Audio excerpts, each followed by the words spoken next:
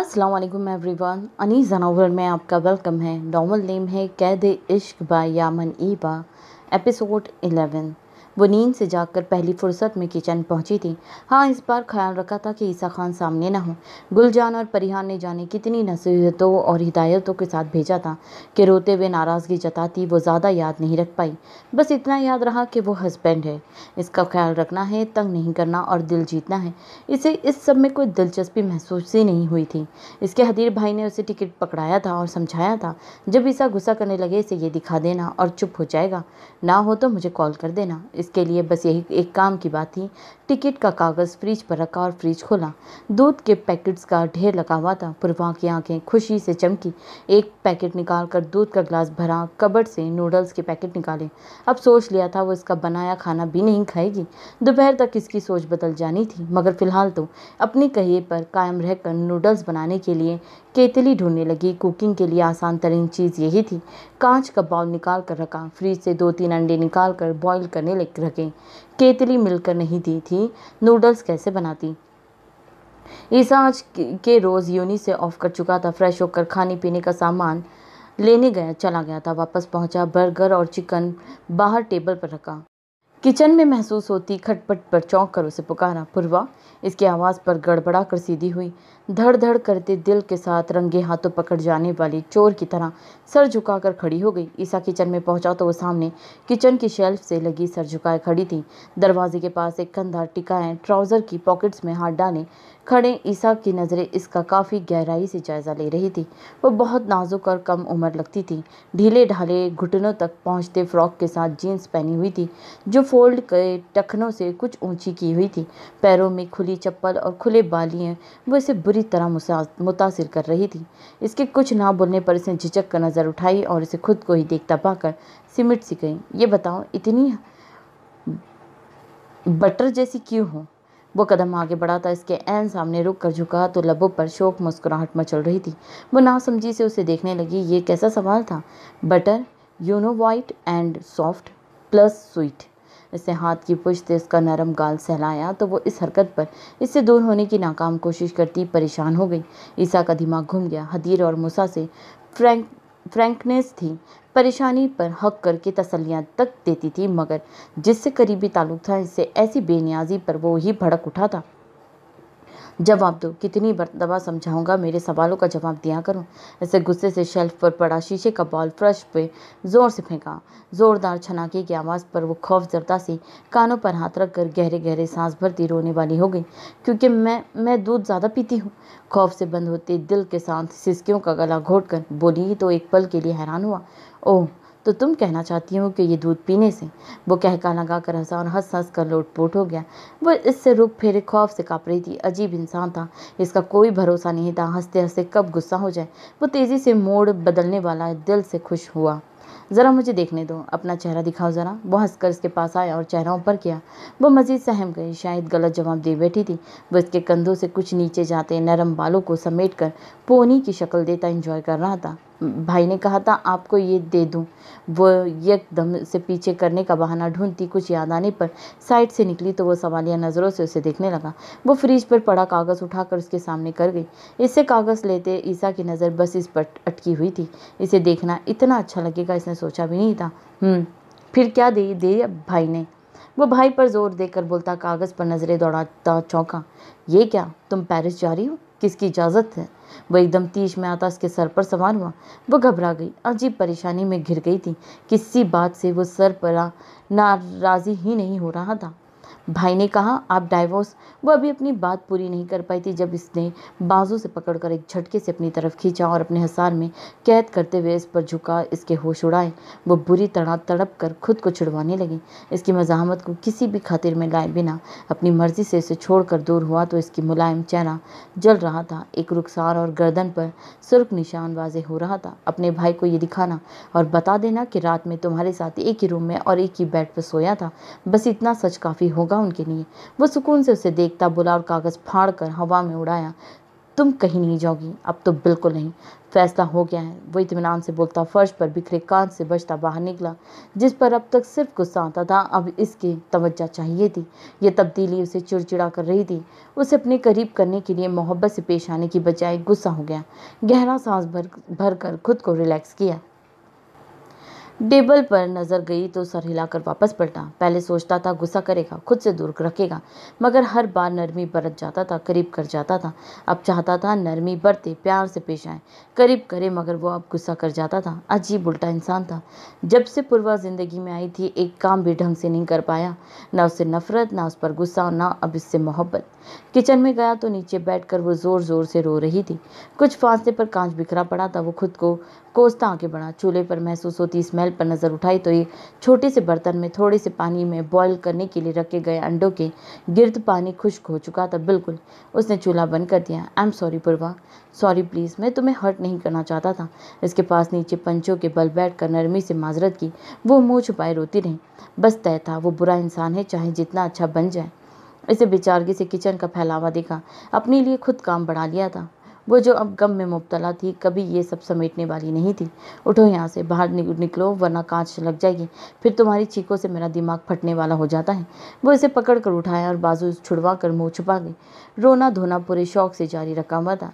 ईसा ने उसे खींच कर खड़ा किया और दरवाजे की तरफ साफ जगह से बाहर निकालता उसे साथ ले गया। वो कांच से बच कर निकलती जैसे ही किचन की हद से निकली, फिर से हाथ छुड़वा कर ज़मीन पर बैठ कर रोने लगी। ईसा का मुंह खुल गया। दुनियादारी भी चला लेती थी और अपना गम भी साथ साथ चलाती थी। वो इसके सामने बैठकर मुस्कुराते हुए देखने लगा। यार, तुम्हें हर बात पर रोना आ जाता है, दिखाओ ज़रा, क्या इतना जुल्म कर बैठा हूँ। ईसा ने ज़बरदस्ती उसका हाथ हटाकर चेहरा ऊपर किया। वो सुर्ख हो रही थी। तकलीफ शायद इतनी ही नहीं हुई, जहाँ सदमा बहुत बड़ा था। अच्छा, तुम भी बदले ले लो, सामने बैठा हो, जो चाहे कर लो, कसम खा रहा हूँ कुछ नहीं कहूँगा। वो बाजू फैलाकर चेहरा उसके सामने करता आंखें बंद कर गया। चेहरे पर दबी दबी मुस्कुराहट थी। जाहिर है वो बदला तो नहीं लेगी, मगर कम से कम सुकून तो मिलेगा, चुप तो कर जाएगी। पूर्वा ने सिसकी भरते हुए आंसू साफ किया और ज़रा ऊंची होकर ईसा के गाल पर पूरी शिद्दत से गाड़ गई। ईसा की आंखें खुली, दर्द से बुलबुला पीछे हुआ, गिरा और उस बिल्ली को बड़ी मुश्किल से अपने ऊपर से हटाया। अपने तेज दांतों से वो बस खून निकालने को थी, जब ईसा के धक्का देने पर दूर हुई। वो अपने गाल पर हाथ रखकर गहरे गहरे सांस भरता बेयकीनी से उसे देखने लगा। वो आंखें रगड़ती मासूम सूरत बनाए इसके दूसरे गाल को देख रही थी। वो बेसाख्ता दूसरे गाल पर हाथ रख गया। तुम जंगली बिल्ली, देखो खुद को, सिर्फ स्किन रेड हुई है और तुमने मेरे गाल पर पूरा डिज़ाइन बना दिया। वो गम की शिद्दत से भी बोल नहीं पाया। गाल पर शदीद जलन हो रही थी। पूर्वा पीछे खसकी। वो चाहे कसम खा चुका है, मगर इसका ये क्या भरोसा फिर गुस्सा हो जाए। इसने तो वही किया जो कहा गया था। बदला लेना गुनाह थोड़ी है, जो गुनाह किया उसकी सज़ा दी। ईसा वहाँ से उठकर कमरे की तरफ भागा। मिरर में देखा, रुखसार पर बने दांतों के निशान एक दो जगह बारीक सा कट लग चुका था। वो रोने वाला हो गया। जब तक सदमे से निकलकर बाहर आया, वो बाहर सोफे पर सुकून से बैठी थी। पलकें नम थी, मगर अब दिल में ठंड उतर गई थी। वो नाराज से आकर बैठा और अपना बर्गर निकाल कर खाता पैकेट उसके सामने कर गया। पूरे ज़माने में उसकी शिकायतें लगाती थी, अब क्या वो भी पिक्चर बनाकर दिखाए इसके भाइयों को कि कितनी मासूम है वो। मगर नहीं, ये बात शर्मिंदगी का बाज थी। इसे पता था पूर्वा के लिए इस लालन तानन करने वाले और दोनों इस पर हंसेंगे, मजाक उड़ाएंगे। सर झुककर झटका और घूर कर उसे देखा, जो लर्जिश का शिकार हरगिज बर्गर खा रही थी। ईसा की नज़र इसके रुखसान और गर्दन पर बने निशान पर गई। अब सुर्खी कम हो रही थी, सर्द भरी। आज फिर वो किसी भी जर्सी शॉल के बिना सर्दी से नीली होती बैठी थी। नाराज़गी में ही इसके रूम से जाकर सॉक्स और अपने वाली हुड लाया। हुड पहनाकर उसका यक पैर और ऊपर करके गर्म हाथों में दबाकर करमाइश पहुंचाने लगा। पूर्वा ने निहायत खामोशी और ताबेदारी से दूसरा पाँव भी ऊपर करके इसके घुटने पर रख दिया। ऐसी खिदमतें तो काफ़ी शौक से करवाती थी वो। ये काम तो कैसे मुलाजम समझकर करवा लेती हो। बदला लेने के लिए दुश्मनी याद आ जाती है। वो गफी से जताकर बोलता, पहले पाँव पर जराब पहनाकर अपनी गोद में रखता, दूसरे पाँव को हाथों में ले गया। पूर्वा अपनी गोद में हाथ रखे सर झुका गई। इसे गुलजान की बात याद आई कि जवाब नहीं देना पलटकर। अब मौका था, उन्होंने वाजे नहीं बताया था। वो जैसे ख्याल रख रहा था, इसे चुप रहना बेहतर लगा। अच्छी खासी खिदमतें करवा कर वो ईसा को माफ़ कर गई। इस सब के लिए वो जो किचन में हुआ था। ईसा भी इसके साथ एक अच्छा दिन गुजार गुजार कर वो तकलीफ़ और निशान भूल गया जो इनाम में मिला था। वो कम बात करती थी, जवाब भी मर्जी से देती थी, फिर भी वो खुश था। इतना भी काफ़ी था कि वो सामने है। असल रोना तो इसे तब आया जब अगले रोज़ यूनी में सब इसके गाल को देखते मुस्कुराहट दबा रहे थे। सुर्ख व सफ़ेद रंगत पर सुर्ख नीला निशान वाज़ेह था। वह तमगा जुर्रत भी मिल रहे थे अब। यार ये निशान कैसा है? ऐसा लगता है बहुत मोहब्बत है किसी को तुमसे। हसन और अहमद का हंस हंस कर बुरा हाल हो रहा था। लव बाइट है, तुम कवारी क्या जानो, वो नाक चढ़ा कर नखरे से बोला। दोनों ने एक दूसरे का मुंह देखा। नया सदमा पहुंचा था। ऐसी हसीन जालिम लव बाइट। अपनी गाड़ी में बैठते ईसा का शर्मिंदगी से बुरा हाल था। उसे पूर्वा को बदला लेने का नहीं कहना चाहिए था। दोबारा ऐसी गलती करने का सोच भी नहीं सकता था। रोना आ रहा था। जिंदगी की सबसे बड़ी शर्मिंदगी आज महसूस हुई थी। हवेली में आज काफ़ी वक्त बाद हल्के फुल्के माहौल में सब साथ बैठकर नाश्ता कर रहे थे। गुलजान के जाने पर किसी ने सवाल नहीं उठाया था, ना ही जल्दी आने को कहा गया। यावर की बीवी और परिहान की एक्स्ट्रा केयर की जा रही थी। आज मूसा ने आउट ऑफ सिटी जाना था। इसने जरशे को पहले ही कह दिया था दोपहर तक तैयार रहें। खान आज़ार एक तरफ खामोशी से बैठे बददिली से खा रहे थे। खान यूसुफ से बातें करते। खानज़ादा की नज़र जरशे पर पड़ी तो किसी ख्याल के तहत चौंका। जरशा, यूनी कब से रीजॉइन करो रही हूँ? अभी तक शादी की थकन नहीं गई क्या? लहजा नॉर्मल था मगर सवाल कड़ा था। जरशा गड़बड़ा गई। सना बेगम के अब्रू चढ़े। इनके मना करने पर ही तो वो यूनी का नाम नहीं ले रही थी। अभी रहने दो यार, 1-2 माह तक देखेंगे। मूसा ने उसे कहते हुए आंखों ही आंखों में चुप रहने की इल्तिजा की तो वो लब भींचे। इससे बाद में बात करने का सोचकर खामोश हो गया। ज़रूरत ही क्या है? मैंने मना किया था, अब नहीं जाएगी। सना बेगम ने बेनियाजी से अपना तहकुम जताया। क्यों रोका आपने? क्यों नहीं है ज़रूरत? अगर इसकी बहन पलूशे और आपकी बेटियों को पढ़ने की ज़रूरत है तो जरशा को क्यों ज़रूरत नहीं? अब खानज़ादा का चुप होना मुश्किल था। मूसा ने सर पकड़ लिया। बाकी सब परेशानी से अब इन दोनों को देख रहे थे। क्योंकि ये जरशा है, मेरी बहू बना दी है और मैंने कबूल कर ली, बस इतना बहुत है। वह मूसा और खानज़ाबार की तनबी नज़रों को अनदेखा किए बोल रही थी। ये जरशा है, इस जुमले का मतलब बता दे ज़रा। क्योंकि ये गुलजान की बेटी जरशा है। वो अपने भाई की नाकुर्दा गुनाहों की सज़ा झेल चुकी। क्या वो काफ़ी नहीं है? ये मेरी बहन है, खान आज़ार की बेटी है ये। खानज़ादा ने बमुश्किल अपने लहजे पर काबू रख कर जवाब दिया था। खानी बेगम ने आखिरी जुमले पर सर झटका। तुम्हें यकीन है ये खान आज़ार की बेटी है? सना बेगम ने तमस्कर से जवाब दिया। खान आज़ार के हाथ में चाय का कप कपा कर रह गया। यावर और दावर ठिठके, जबकि खान यूसुफ ने बेइज़्ज़ारी से सना बेगम की चलती ज़बान देखी। मोरे, मूसा ने जब से माँ को देखा। क्या मतलब है आपका? क्या कहना चाहती हैं? खानज़ादा ने ग्लास पूरी कुव्वत से मेज़ पर पटका जो छन्नाके से टूट गया। एकदम सन्नाटा छा गया। जरशे खौफ ज़रदा सी भाई को देख रही थी। परिहान ने भी हैरत और खौफ की ज़्यादती से आंखें फैलाई। जवाब दे मुझे। आपको लगता है इस बात पर मैं अदब से सर झुकाकर बैठ जाऊंगा? अपनी बात की वजाहत करें अभी और इसी वक्त। ये बहन है मेरी, कोई मुलाजमा नहीं जिस पर आप कभी कोई भी पाबंदियाँ लगा देगी और मैं सवाल नहीं करूँगा। वो धाड़ा था। सना बेगम बोल कर पछताई थी। इन्हें लगा वो चुप हो जाएगा। वो नहीं हुआ। जब बोलने पर आए तो चुप होता भी नहीं था। मूसा दांत पर दांत जमाए माँ को देख रहा था। मुझे यकीन है। सबूत चाहिए क्या आपको? इस बार खान आज़ार की संजीदा आवाज़ उभर रही थी। बाकी अफराद नासमझी से बात सुन रहे थे। इस बात का मतलब किसी को समझ नहीं आया था। गुलजाने बेकसूर थी। मामला हल हो चुका था। फिर ये कैसी बहस थी? क्यों देंगे सबूत? क्या ये भी सबूत देख के मूसा और ईसा खान जवार का बेटा कहती हैं? इसकी बात पर जहाँ खान जवार ने लब भींचे, मूसा सनसना उठा। हदीर, इसने चीख कर कहा। चुप रहो तुम मूसा। अपनी बहन देते हुए पहले कह देता। चच्ची ने ऐसी वैसी बात की तो मैं सवाल करूं, और मैं सवाल कर रहा हूं। इन्हें अपनी बात की वजाहत करनी होगी। वो जवाबन इससे ज़्यादा आवाज़ में चीखा। एक अरसे बाद फिर से अपनी जलाली मोड़ में आया था। चुप हो जाओ खानज़ादा, इसने सोचे समझे बिना बकवास कर दी। और तुम बढ़ावा दे रहे हो। जवार तमाशा देखना है या बीवी को खुद समझाओगे? खान यूसुफ ने बात को रफा दफा करना चाहा। खान जवार के कुछ बोलने से पहले सना बेगम उठ कर वहाँ से चली गई। परिहान मुँह खोले उसे देख रही थी। तुम्हारे आने के बाद खुद को कंट्रोल में रखता था, वरना ऐसा ही है शुरू से। यहाँ मिजाज के खिलाफ बात हुई नहीं कि ये पूरी हवेली सर पर उठानी। फिर ना सरदार साहब की चलती है ना आका खान की। खानी बेगम फ्रेश और ऑरेंज जूस के घूंट भरती सुकून से बोल रही थी। इनके चेहरे के तासरात और बाकी सब की खामोशी बता रही थी कि वो लोग इस सब के आदी हैं। परिहान के लिए सब नया था। शायद वो वाकई परिहान के ख्याल से ज़रा धीमा पड़ता रहता था, मगर आज बर्दाश्त ख़त्म हो गई थी। सख्ती छलकाती नीली आंखें, सुर्ख होता चेहरा और तने हुए तासरात। क्या ज़रूरत इतना शोर करने की? बस कर दी बात तो अब जो जवान समझा देगा। खान यूसुफ ने सर नफ़ी में हिलाकर तासिफ से कहा। दावर दोनों छोटे भाइयों के जज्बातीपन से थक गया था। जरशे और रूहान सी सूरत लिए बैठी थी, वो जबड़े पीछे बैठा था। मैं समझाऊंगा, दोबारा ऐसी बात नहीं होगी। तुमने बहन को डरा दिया बच्चे। खान जवार ने नरमी से इसका कंधा थपथपाया और वहाँ से चले गए। मैं मोरे को समझा लेता ना, बात बढ़ानी होती है, बस तुम्हें इतनी बड़ी बात नहीं थी कि भड़क उठे। मूसा ने उसे गफ़ी से घूर कर एहसास दिलाया।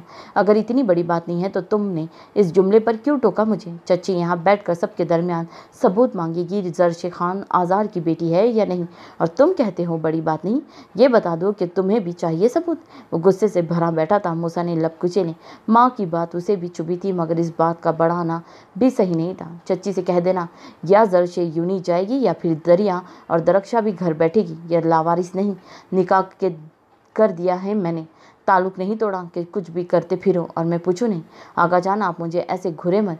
क्या आप लोगों को मैं गलत लग रहा हूँ? वो मूसा को जवाब देता है एकदम खान यूसुफ की तरफ मुड़ा तो वो सर पकड़ के बैठे, यानी वो चीखे तो कोई रोके भी नहीं। ये सब इनकी ढील का ही नतीजा था कि अब घुरने पर भी उलझ रहा था। नहीं हो तुम गलत, ठंडे हो जाओ। मूसा माँ से कहना, अब दोबारा ऐसी बातें ना करें। कुछ बातें वक्त पर ना सुलझाई जाएं तो बढ़ जाती है। ऐसा ना हो जब बाद में तुम समझाने बैठो तब तक तुम्हारी माँ बीवी नाराज़ हो चुकी हूँ। खान यूसुफ ने उसे समझाते हुए जरशे का इशारा दिया तो वो लब कुचलता जरशे की तरफ मुतवज्जा हुआ, जो शर्मिंदा सी सर झुकाकर बैठी थी। अच्छा है नाराज़ हो जाए और कभी राज़ी ना हो। जरशे इधर आओ अपने लाला के पास, खानजादा ने जाता कर कहा और जरशे को नरमी से बुलाया। अपनी चेयर पर पीछे करता उठकर उसकी तरफ बढ़ा और अपने पास आती जरशे को सीने से लगाकर उसका माथा चुमा। कोई शक नहीं था, उसे बहुत अजीज थी। एक खामोश नज़र बाप पर डाली। जब तक चाहो यहीं रह सकती हो, ये अपने पोषण का माहौल सेट करके तुम्हें ले जाएगा। सना चच्ची और मेरी बातों को मत सोचो, इनकी आदतें पता है तुम्हें और मेरा भी पता है। शोर शराबा कर लूँ तो सुकून मिल जाता है। आखिरी बात पर वो अपनी मजबूरी बयान करते जरशे को मुस्कुराने पर मजबूर कर गया। मूसा इसकी बात का मतलब समझ कर उसे घूर कर देखता वहाँ से चल गया। खान आज़ार भी उठकर वहाँ से जा चुके थे। जरशे ने वहाँ से परेशान होकर जाते मूसा को गायब होने तक देखा था। दिल चाह रहा था उसके पीछे जाए, मगर सना बेगम से डर भी लग रहा था। काफ़ी देर पहले वाला शोर ख़त्म हो गया था, मगर असरात बाकी रह गए थे। नाश्ता वहीं रह गया था, बातें ख़त्म हो चुकी थी। सबके दिमाग सना बेगम की बात पर अटके हुए थे। कुछ तो था जो वो कहना चाहती थी। वो गुस्से से कमरे में टहल रहा था। अदब खान की कॉल आई हुई थी। स्लाइड डोर से खोलकर बैक साइड सीढ़ियाँ उतर कर लॉन में चला गया। खान साहब, आपने जो गार्ड्स छोटे ईसा के अपार्टमेंट के गिर निगरानी पर मामूर किए थे, इनकी कॉल आई है। कुछ लोग अपार्टमेंट में दाखिल होने की कोशिश करते हैं, जिनको फिलहाल तो किसी तरह रोक किया जाता है, मगर 2-3 बार ऐसा हो चुका है। अदब खान की बात पर वो परेशान हो गया। ईसा वक्त पर आता है ना, वो इनसे कह दो वहाँ से बिल्कुल ना हटे। अदब खान, सिक्योरिटी बढ़ाऊँ, ईसा भी अकेला बाहर ना जाए, हम रिपोर्ट लेते रहना उनसे। वो घबरा कर हिदायतें दे रहा था। हो जाएगा खानज़ादा जी, मैं पता करवाता हूँ वो कौन है और क्या मकसद है इनका, बल्कि खुद चला जाता हूँ। अदब खान ने इसे इत्मीनान दिलाया तो वो चौंका। ओह हाँ, पता कराऊँ, बल्कि ईसा से बात करता हूँ। इन दोनों को कुछ वक्त मेरे घर शिफ्ट करूँ। सिक्योरिटी अच्छी है, गुड़िया भी अकेली नहीं होगी। इसे जल्दी से दिमाग चलाया था। अदब खान ने बात समझकर कॉल काट दी। वो कनपट्टी दबाता सोच में मुब्तला हुआ। पूर्वा को यहाँ लाना सही नहीं था। यहाँ पहले ही मसला खड़ा कर चुका था। वो गुलजान भी नहीं थी। फिर पूर्वा गलती से भी ईसा के साथ हुए निकाह का जिक्र कर देती तो एक जंग छिड़ जाती थी। वो कौन लोग हो सकते हैं, इनका क्या मकसद होगा? बहरोज खान या हाशिम के बंदे भी हो सकते हैं, जो दुश्मनी का जवाब इस बार ईसा को नुकसान पहुँचा कर देना चाह रहे हों। या वो लोग भी हो सकते हैं जिनके साथ वकार साहब पूर्वा का सौदा तय कर बैठे थे। दोनों ही खतरे में हो सकते थे। खानजादा का सर फटने लगा।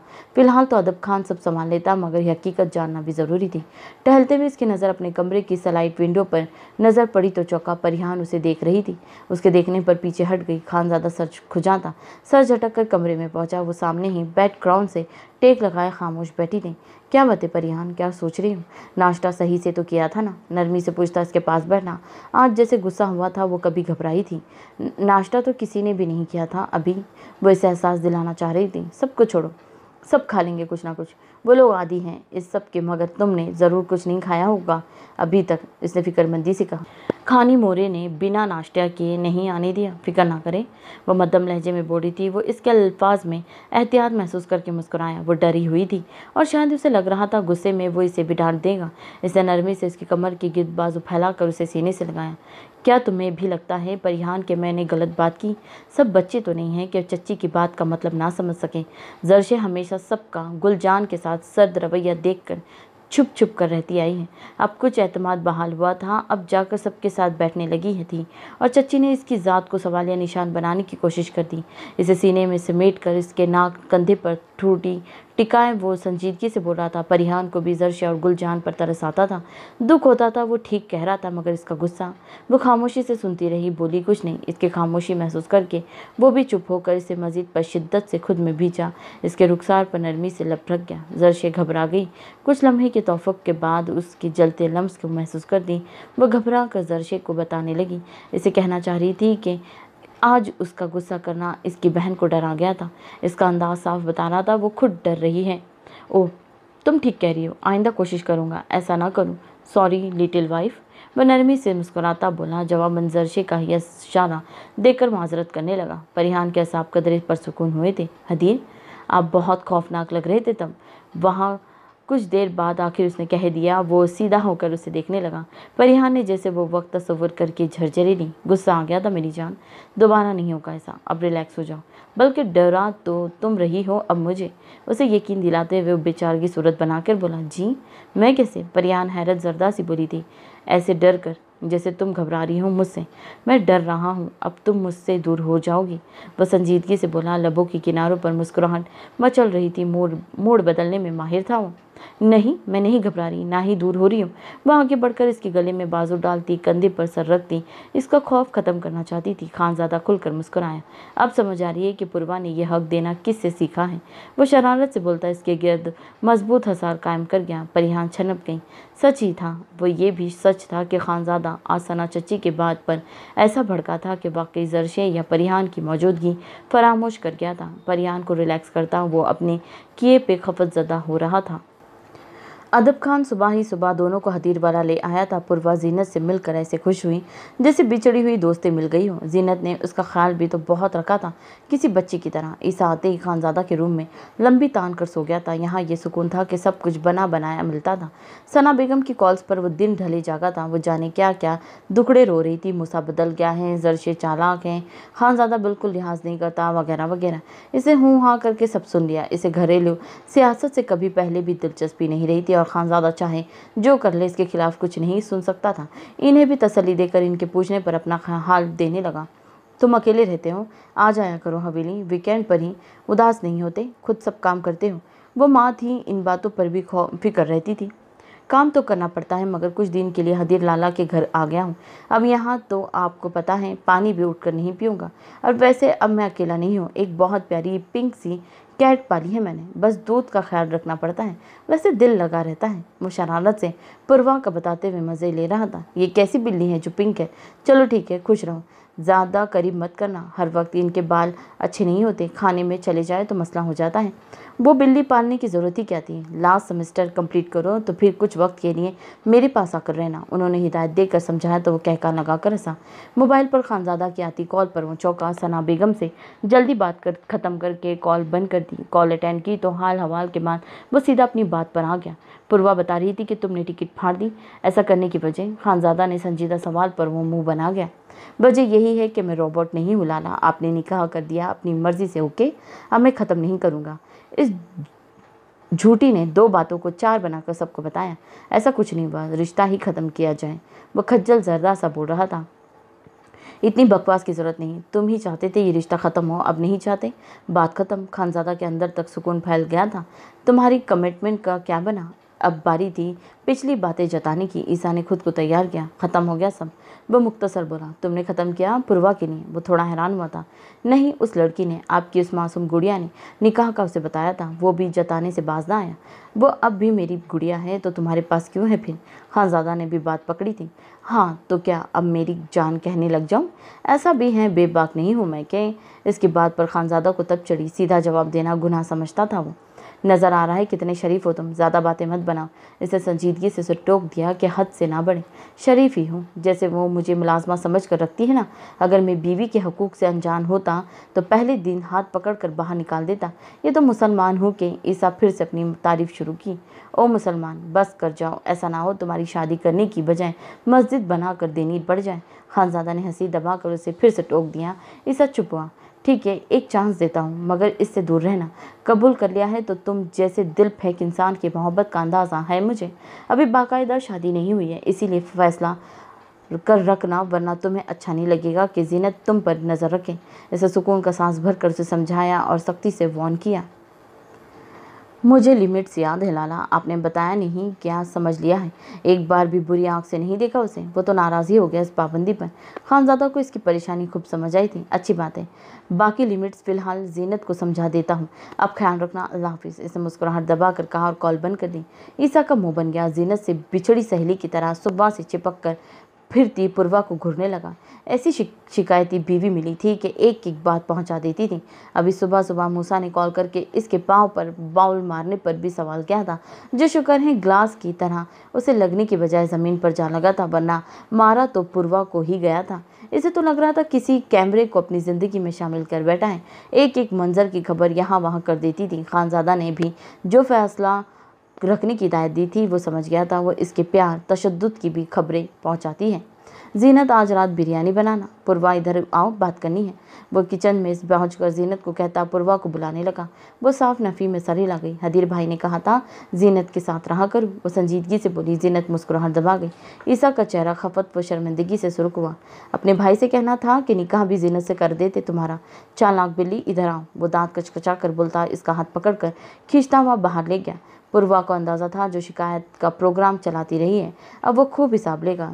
छिपने और बचने की कोशिश नाकाम जाती देख वो घबरा गई। वो बाहर ले जाकर सोफे पर बैठा था, उसे भी खींचकर बिठा गया। पूर्वा हवाइयाँ उड़ते चेहरे के साथ मदद तलब नज़रों से यहाँ वहाँ देख रही थी, शायद कोई आ जाए और इसकी जान बच जाए। तुमने फिर से अपने इन जीन भाइयों को मेरी शिकायतें लगाई? इसे घुरते हुए सवाल किया तो वो ईमानदारी से इस बात में सर हिलाकर सर झुका गई। क्यों, बच्ची हो जो हर बात बताओगी? हस्बैंड वाइफ के दरमियान लड़ाई और मुकाबला चलता ही रहता है, और अच्छे लोग आपस की बात दूसरों को नहीं बताते। इसने पूर्वा की कम मकली को कोसा। जितनी मासूम बन रही थी उतनी थी नहीं। वो जानता था जानबूझकर करती है सब, बदले ही ले रही थी। अब समझाने की कोशिश की। वो फरमाबरदारी से सर हिलाने लगी। आइंदा कोई बात मत बताओ कि, वरना ये निशान देख रही हो? ईसा ने अपने गाल पर इसके दांतों का नीला हो चुका निशान सामने किया। ये नहीं दिखा दिया तो दोनों तुम्हें अच्छा बताएंगे? क्या तुम्हें परमिशन दी थी कि मुझे मारो? ऐसा जताते लहजे में सवाल किया। पूर्वा परेशान हुई। नहीं बताऊंगी कुछ, आइंदा नहीं बताऊंगी। नफ़ी में सर हिलाती फ़ौरन उसे यकीन दिलाने लगी। वो चेहरे पर फातिहाना मुस्कुराहट सजाकर उसे देखने लगा। गुड, अब हम ठीक है।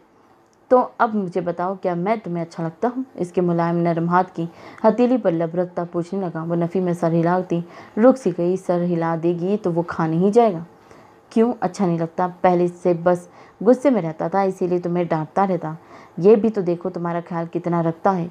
रहा, काम भी नहीं करवाया कभी। इसका नफ़ी में हिलता सर देखकर वो बेसाख्ता अपनी अच्छाइयाँ बयान करने लगा। वो खामोश रही। इसे ये भी याद था कि वो बहुत बार कह चुका था कि इससे इरिटेट होता है। उसकी ड्रेसिंग नहीं पसंद, इसकी बचकाना नेचर नहीं पसंद, और वो इस पर एक ज़बरदस्ती लादा हुआ बोझ है। इसे सब याद था, कैर भी और चिढ़ना भी।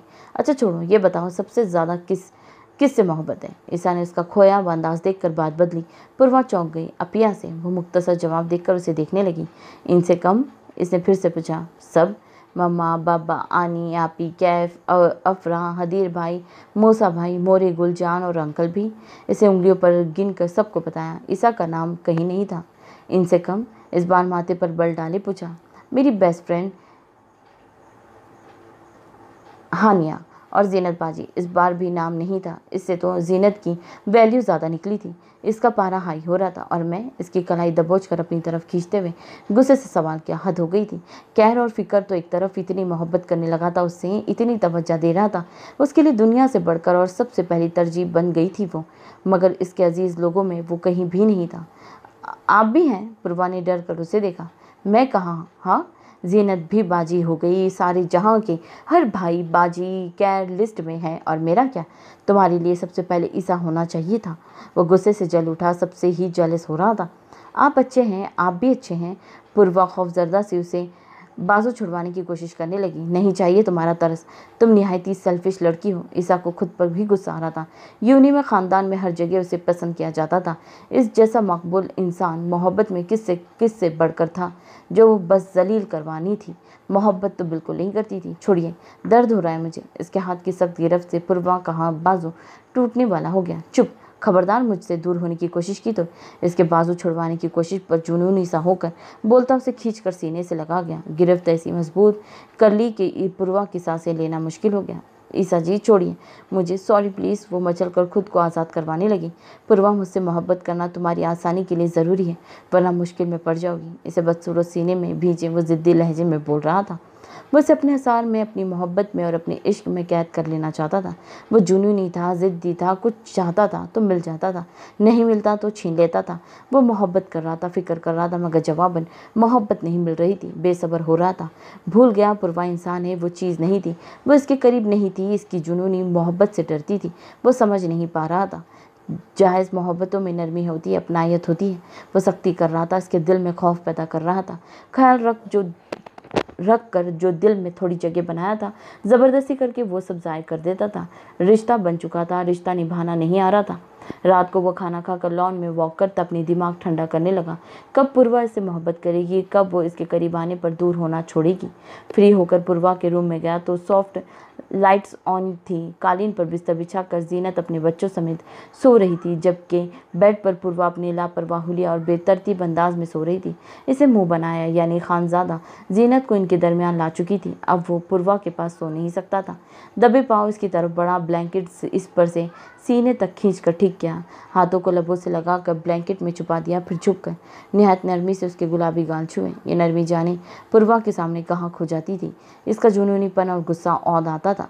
खुद को लालन तालन करता पलट कर चला गया। जीनत ने खामोशी से उठकर तमाम लाइट्स ऑफ की और नील को रोशनी जलती छोड़कर एक नज़र बेड पर डाली। कुछ वक्त पहले फैला बिखरा ब्लैंकेट अब इसके गिर्द अच्छे लपेटा हुआ था और पूर्वा सुकून से सो रही थी। वो मुस्कुराकर अपने बच्चों के पास सिमट कर सो गई।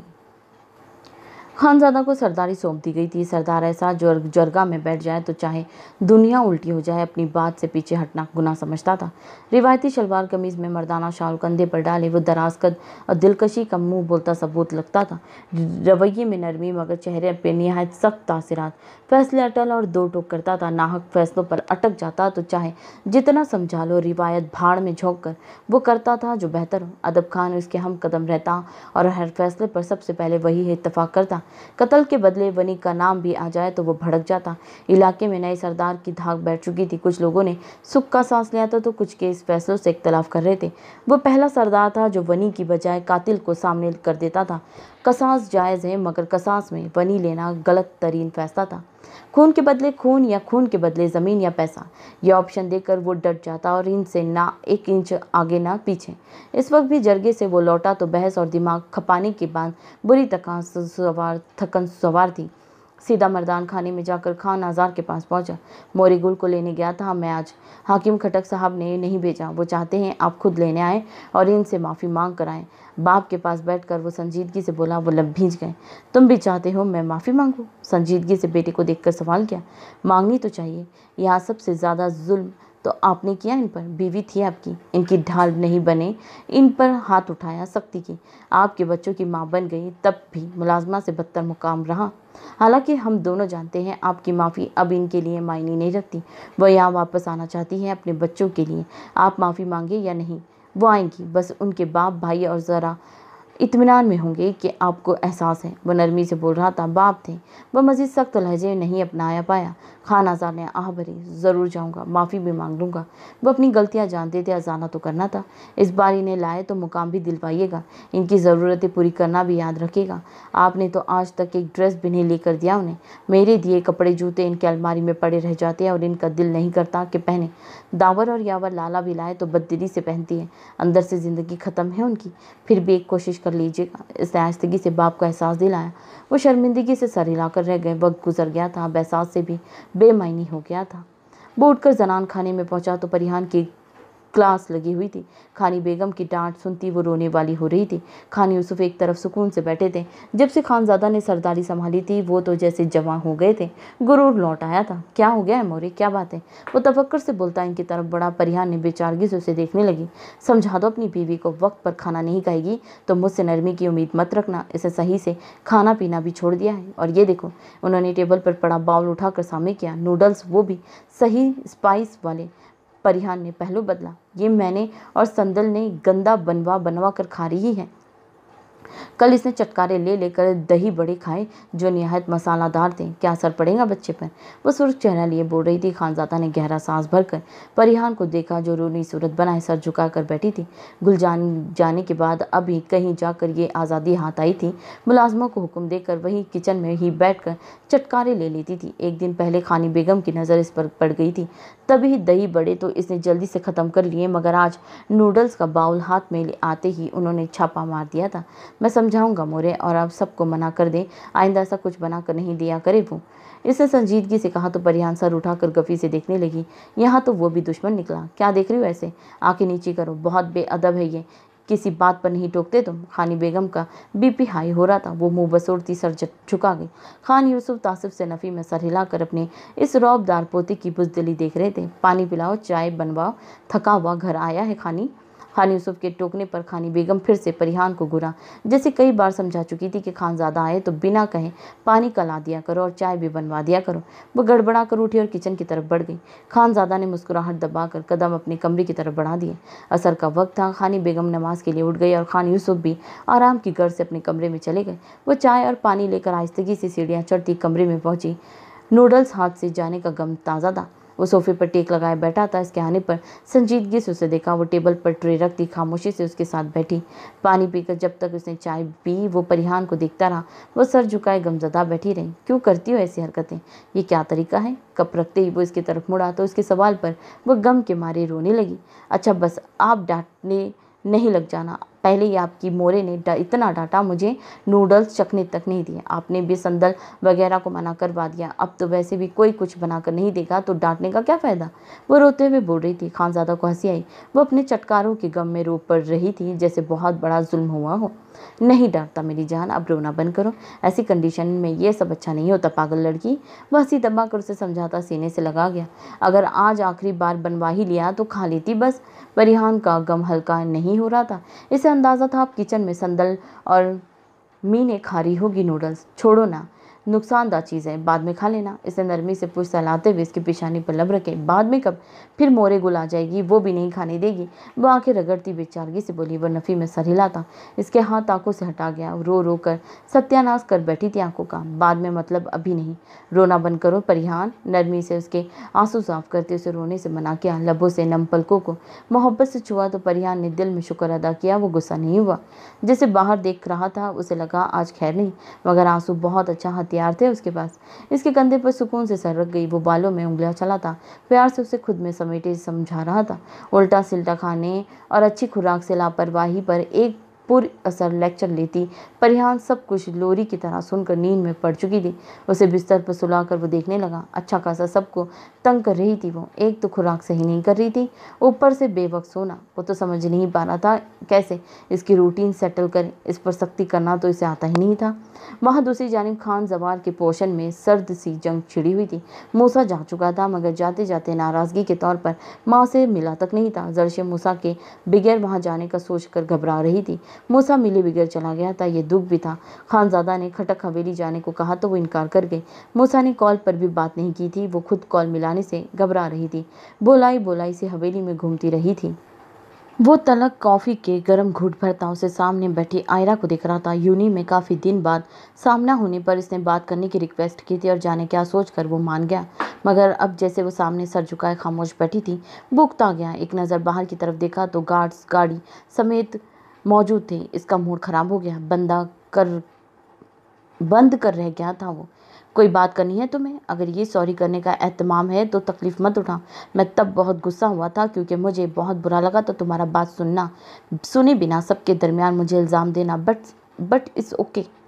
तुम हर्ट हुई, नाकाम हुई। मैं अब मोहब्बत करता हूँ अपनी वाइफ से, तो तुम्हारी फीलिंग समझ आती है। इसे सुकून से अपनी बात मुकम्मल की। माजरत के लिए मुनासिब अल्फाज देती आयरा चौंकी।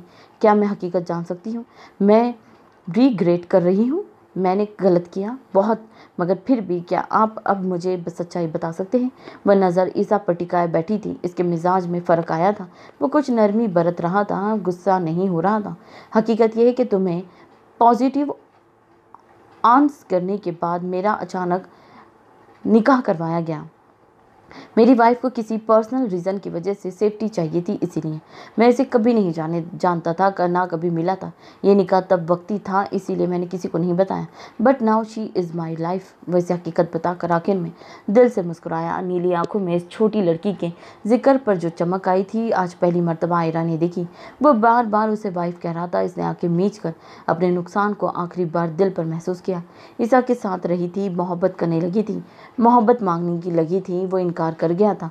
इसने झूठ बोला, बहाने बनाए और फिर वो मान गया था। यानी वो सिर्फ मोहब्बत करने पर आमदा हुआ था। और मोहब्बत सोच कर नहीं की जाती, मोहब्बत तो बस हो जाती है।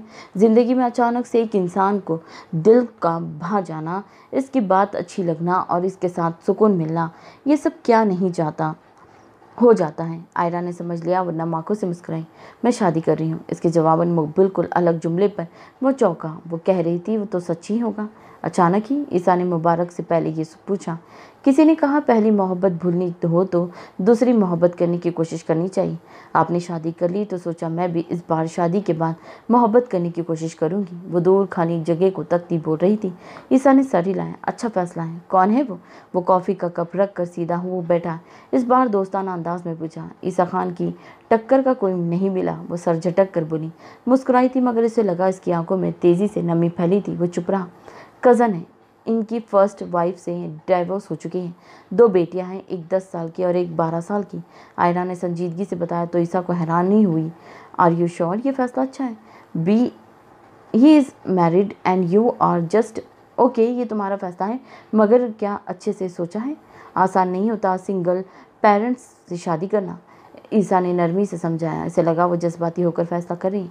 मैं मैच्योर हूँ, नरम मिजाज है, मेरे बारे में सब जानते हैं। सबसे बढ़कर इस शादी से मेरे फादर को बिजनेस में काफ़ी फ़ायदा हो सकता है। वो बोल रही थी। ईसा ने खामोश नज़र इस पर डाली। वो सिर्फ एक बिजनेस डील की तरह इस शादी में इंटरेस्ट ले रही थी। या वो पागल थी, या मजबूर, या फिर ज़रूरत से ज़्यादा तेज़। और तुम्हें क्या फ़ायदा होगा? ईसा के सवाल पर वो इसे देखने लगी, फिर गहरी सांस भरकर सीधी हुई। मोहब्बत भुलाने में हेल्प मिलेगी। इन बच्चियों के साथ वक्त अच्छा गुजरेगा और इनके बिजनेस में 40% शेयर्स। ज़िंदगी या मोहब्बत के सहारे गुजरती है या दौलत के सहारे। सुकून ऐसे मुफ्त में तो कभी नहीं मिल जाता। मैं कभी दौलत की चाह नहीं रखती थी, इसीलिए मोहब्बत कर बैठी थी। अब सोचती हूँ पागल थी या फिर अब पागल हो गई हूँ, मगर खुश हूँ। वो संजीदगी से बोल रही थी। ईसा ने सर हिलाया। बस यही बताना था कि अब आपके पीछे नहीं आऊँगी। आप अपनी ज़िंदगी में खुश रहें। मुझे माफ़ करके आपने जो एहसान किया है याद रहेगा। वो एकदम खड़ी हुई। ईसा ने मुस्कुरा के नफ़ी में सर हिलाया। एहसान नहीं किया, बस कोशिश की है कि शायद उसके बदले मेरी वाइफ को मुझसे मोहब्बत हो जाए। वो बोला तो आयरा ने उस कम सीन लड़की की किस्मत पर रश किया, जिसे पाने के लिए वो दिन रात एक कर गई। वो इसकी खातिर लोगों की गलतियां माफ़ कर रहा था। वो सर हिलाकर तेज़ कदमों से चलती वहाँ से चली गई। ईसा ने तासिफ से सर हिलाया। आयरा का फैसला इसे गलत लगा था। मोहब्बत ना सही, दोस्ती तो थी इनमें, मगर वो कुछ भी नहीं बोल पाया। वो अपना टूट चुका भरम कायम करने आई थी, इसने करने दिया। मुतासिफ सा उठकर बाहर निकला। गाड़ी में बैठकर सीधा घर जाने का इरादा था। रास्ते में फ्लावर शॉप देखकर वो बेसाख्ता गाड़ी रोक गया। निकलकर पूर्वा के लिए रेड रोज़ का बुके तैयार करवाने का सोचा। न जाने से फूल पसंद हो या नहीं, अनोखी ही लड़की थी वो। अभी वो शॉप के अंदर पहुंचा था जब एक धमाके की आवाज़ के साथ शॉप की डोर दीवार तक हिल गई। लोगों में खलबली मच गई। इसने संभलते हुए पलट कर देखा तो इसकी कीमती गाड़ी के परखचे उड़ चुके थे। इसकी आंखें शॉक से फैल गई। अगर वो फूल लेने ना निकला होता, अगर वो इस गाड़ी में मौजूद होता तो। रोड पर करीब के कुछ लोगों का नुकसान हुआ था, कुछ लोग जख्मी हो चुके थे। फ्लावर शॉप वाले लड़के ने साकित खड़े ईसा को सहारा देकर चेयर पर बिठाया। वो बेजान सा हो रहा था। कुछ फासले पर रुकने वाली गार्ड्स की गाड़ी से निकलने वाले गार्ड्स में से एक ने खड़े खड़े खानजादा को इतला दिया और एक ही साथ तक पहुंचा था जिसका चेहरा सफ़ेद पड़ रहा था। सना बेगम ने ईसा पर हुए हमले का सुनते ही हवेली में रोना धोना डाल दिया। परेशानी तो बाकी सबको भी हुई थी। वह हमेशा से ही पढ़ाई के लिए ज़्यादातर शहर में रह रहा था। हवेली कमाता था, फिर भी रौनक था हवेली की। इससे पहले इसे किसी हादसे का सामना नहीं किया था इसने। इसकी गाड़ी की पुर्जा पुर्जा अलग हो गया था, और अगर जो वो अंदर का होता तो क्या होता उसका। खान जवार तो शहर में ही होते थे अक्सर, वो मिल भी लेते थे। हवेली चलने की भी जिद की, मगर वो इनसे सुने बिना खानजादा के शहर वाले घर में ही जा चुका था। अब बस वो और गाड़ी लेकर देने की ज़रूरत नहीं, गार्ड्स और ड्राइवर के साथ जाए जहाँ तक जाना है। अभी तो इसे कहीं निकलने मत देना, समझे? मुझे ज़रा पुलिस को खबर करके इस मामले को समेटने दो। अभी तुम वहीं रुक जाओ। खानज़ादा अदब खान को हिदायत देता घबराहट में मुब्तला हो रहा था, दिमाग झंझुना उठा था। परियान उसके पास कमरे में आई तो वो थकन ज़दा असबाब के साथ आंखों पर बाजू रख के खामोशी से लेटा हुआ था। इसे बेपनाह तरस आया था उस पर। हर मसले में खड़ा होता था और हर बार परेशानी उठाता था। अब भी ईसा को बुलवा कर इसकी जगह जरशे और मूसा को पुरवा के पास भेजना चाह रहा था। मूसा ने तो तैयार हो गया था, मगर ईसा बात सुनने को भी माइल नहीं था। परियान इसके पास आकर बैठी आहिस्तगी से उसके बालों में उंगलियां चलाने लगी। वह आज इतना परेशान था कि कोई रिस्पॉन्स भी ना दिया पाया। सब ठीक हो जाएगा, शुक्र है ईसा भाई बच गए, अल्लाह से बढ़कर कोई मुहाफिज नहीं होता। वह नरमी से बोलती इसकी परेशानी कम करना चाह रही थी। वो बाजू आंखों से हटाकर छत को तकने लगा। बेशक अल्लाह हिफाजत करता है, और ईसा को मारना प्लान था भी नहीं इनका। ये वार्निंग थी कि अगली बार ऐसा ईसा के साथ होगा। जानबूझकर वो वक्त चुना गया जब ईसा गाड़ी से निकलकर शॉप पर गया। मारना होता तो पहले किया जाता। वो बिखरी हुई सी हालत में बोल रहा था। परियान ने बेसाख्ता झरझरी ली गई, खामोशी से खानजादा को तकने लगी। शायद आगा जान ठीक कहते हैं, अय्यार दुश्मन की समझ आ जाए तो बच कर रहना चाहिए। कुछ दुश्मनों की जवाबी कार्रवाई से भड़का कर अपने पीछे लगाना अक्लमंदी नहीं। मैं अकेला नहीं था कि दुश्मनी मोल ली, अपनी पूरी फैमिली की हिफाजत करनी पड़ेगी अब मुझे। वो कनपट्टी पर अंगूठे से जोर देता सदर दर्द से बेहाल हो रहा था। गार्ड्स के बावजूद ये सब हुआ था। हमला तो रोका जा सकता था, मगर अब ऐसी चालों से इस इंसान कहाँ तक बच सकता था। कुछ वक्त ईसा भाई को हवेली में रख ले, पुरवा को मैं संभालूंगी, अपने पास रखूंगी। परिहान ने आहिस्तगी से मशवरा दिया। वो उसकी परेशानी पर हाथ रखकर नरम हाथों से दबाने लगी। इसका लास्ट सेमेस्टर है, वो कभी यूनी छोड़कर यहाँ आने पर राजी नहीं होगा। यह हल नहीं परियान, वो नरमी से बोलता इसके सिर दबाने पर सुकून से आंखें बंद कर गया। परियान को बेसाख्ता पुरवा का ख्याल आया। कॉलेज में एक ही साल गुजार कर सब बिठा लिया गया था, और वो बेचारी बिना एहतजाज किए अब तक खामोशी से बैठी थी। खुद परियान की पढ़ाई वही दरमियान में रह गई, और शादी के इन झमेलों में उसे ख्याल तक नहीं गुजरा कि पढ़ाई का सोचे। बाकी लड़कियां कुछ मामलात में साबिर होती है, और बहुत सी ख्वाहिश को कुर्बानी ऐसे आराम से दे देती हैं जैसे इनका फ़र्ज़ हो। वो सर दाह भर गई। कुछ वक्त के लिए हर्जी किया है, जान की हिफाजत भी तो ज़रूरी है। परियान सोचों में गुम आहिस्तगी से बोल रही थी। खानज़ादा ने आंखें खोलकर उसे देखा, गुमसुम सी बैठी थी। अब जंग शुरू कर ही बैठा हूँ तो इनको जवाब भी तो दूंगा इस वार्निंग का। मुझे पता है ये किसकी हरकत है, तुम फिक्र मत करो। वो सर पर हाथ रखा परिहान का हाथ थपथपा कर बोला और आंखें बंद कर गया। परिहान का दिमाग पुरवा में अटक चुका था। परीसा को जब से इसके निकाह का बताया था वो ये कि अब वो ईसा के पास रहेगी, वो तब से नाराज़ थी। तुम्हारा दिमाग ख़राब हो गया परिहान, जाने कब ऐसी जाहिल बन गई हो कि इस मासूम को पढ़ाई से हटाकर इन झमेलों में धकेल दिया, जैसे वो लावारिस हो और एक ही हल बाकी हो। इस उम्र में ऐसे हालात से लड़ना सिखा रही हो जिस उम्र में हमने बैठकर खाया और बुक्स पढ़ते हुए वक्त गुजारा। तुम खुद गर्ज हो रही हो। परिसा भड़क उठी थी, और परियान अब इस बात को सोच रही थी कि शायद वाकई वो गलत कर रही थी। रिश्ता रहने देती मगर पुरवा को भेज देती। ईसा नहीं मान रहा था तब भी। इसे परेशानी से बचाने आई थी मगर खुद परेशान हो बैठी। खानज़ादा ने उसका अपने माथे पर रखा हाथ थाम कर अपने लबों से लगाकर उसे मजीद सर दबाने से रोका तो वो ख्यालों में उलझी। वो चौंकी। इसे सोच लिया इन हालात से छुटकारा पाते ही वह हतीर से पुरवा को परिसा के पास भेजने की बात करेगी। झुककर इसके सीने पर माथा टिकाती परिहान अपना फैसले से मुतमईन हो चुकी थी, ये जाने बिना कि इस फैसले को लेने में वो बहुत देर कर चुकी है। खानज़ादा हिफाजी एतमाद सोचता इसका सर थपथपा रहा था। परेशानियों ने गोया हवेली का रास्ता देख लिया था। जरशा ने लाउंज में बैठी परेशान हाल सना बेगम और मूसा के सामने चाय रखी और खामोशी से एक तरफ बैठकर अब अपना कप थाम गई। मूसा आज ही वापस पहुंचा था और सामने ये परेशान खड़ी थी। कप रखने वाले हाथों को देखकर इसने सर उठाया और अपनायत भरी नजर इस पर डाली। इस रोज अपनी माँ की बातों से परेशान वो इतना शर्मिंदा हुआ था कि उससे बात तक करने की हिम्मत नहीं कर पाया। वो और इस परेशानी में ज़र्फ बड़ा किए इनके दरमियान मौजूद थी। मुझे ऐसे चैन नहीं मिलेगा जब तक इसे देखूंगी नहीं। बहुत जिद्दी हो गया है। यहाँ आने में क्या मसला है? इसे तन्हा पड़ गया है। दिल बहलाने को बिल्ली पाल ली है मगर माँ के पास नहीं आता उसे। सना बेगम रोने से भारी होती आवाज़ में बोली तो मूसा ने बेसाख्ता नजरें चुरा ली। जितने आराम से बिल्ली का बता रही थी, अगर वो बिल्ली देख ले तो जाने क्या फसाद बर्पा कर बैठे। आप जाकर थोड़ी देर रेस्ट करें। मैं सोच रहा हूँ खुद शहर जाकर उसे भेजूंगा यहाँ। मूसा का खानजादा का मशवरा बेहतर लगा। कुछ वक्त जरशे के साथ गुजारना चाह रहा था और ईसा को भी भेजना देना था। जो भी करो मुझे ईसा से मिलना है। वो चाय का कप टेबल पर पटक कर रखती उठकर कमरे में चली गई। जरशे को वो बिल्कुल नज़रअंदाज कर रही थी। इस पर बोलने की नतीजा जो देख लिया था। कैसी हो जरशे?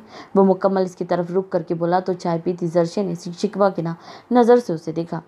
ठीक हूँ, वो सर झुकाकर संजीदगी से बोली। लगता है खफा हूँ। सॉरी, मैं उस दिन तुम्हें सही से डिफेंड नहीं कर पाया। इनफैक्ट जो मेरा हक था वो हदीर ने पूरा किया। मोरे की बातों पर भी कभी ध्यान मत देना। मेरा यकीन करो, मेरे लिए बहुत कीमती हो तुम। उसका हाथ थाम कर नरमी से बोल रहा था। मैं इन बातों पर नाराज़ नहीं हूँ। जरशे ने बेइख्तियार उसे टोक कर कहा। वो चौंक कर उसे देखने लगा। फिर क्या जुर्म हुआ मुझसे? वो सोचने की एक्टिंग करता वो जरशे को मजीद नाराज़ कर गया। आप उस दिन मुझे मोरे के पास ले जाने वाले थे। आपने प्रॉमिस तोड़ा, मिलकर नहीं गए और कॉल तक नहीं की मुझे लगा आप मुझ पर गुस्सा हैं। जरशे नाराज़गी से बोलती अपना खदशा जाहिर कर रही थी। तुम पर गुस्सा? कभी कर ही नहीं सकता। शर्मिंदा था बस। और इस दिन तुमने ही नहीं देखा था, वरना तुम्हारे इस जिन लाला ने मुझे कच्चा खा जाने वाली नज़रों से घूरा था। तब मैं रुकता या कुछ बोलता तो वो तो मार डालता मुझे। मूसा ने मुस्कुरा कर सर झटका। जरशे इसकी बात पर गहरा सांस भरती हाथ छुड़वा गई। मेरे लाला बहुत नरम दिल हैं। आप इनके बारे में गलत सोच रखते हैं। वो इसकी तरफदारी कर रही थी जिसकी नरम दिली के मुजाहिरे मूसा तो खूब जानता था। वो खामोश हो गया। जरशे खाली कप उठाकर ले गई। मूसा के दिल में इत्मीनान उतर आया। जरशे खुद आ गई थी, खफा नहीं थी। इसके लिए इतना बहुत था। ईसा के बारे में सोचता वो उठकर कमरे में चला गया। जबकि अपने कमरे में बेचैनी से टहलती सना बेगम खुद ईसा के पास जाने का फैसला करके एक छोटे बैग में अपनी ज़रूरत का कुछ सामान रखने लगी। अब ना वो पूछने वाली थी ना बताने वाली थी। ड्राइवर के साथ चुपचाप जाना ही वाहिद हल नजर आ रहा था। रात को खामोशी से सो गई और जब सुबह उठे तो नाश्ते की टेबल पर वो मौजूद न थी। वो शहर गई है छोटे खान साहब के पास। कह रही थी कुछ दिन तक लौट आएगी। मुलाजमा ने इनका पैगाम दिया जिसे सुनकर मूसा और खानजादा परेशान हो उठे थे। अच्छा है, सब्र आ जाएगा और यहाँ भी कुछ दिन सुकून रहेगा। खान यूसुफ ने सर झटका। परिहान का रंग पुरवा का सोचकर ही सफ़ेद पड़ रहा था।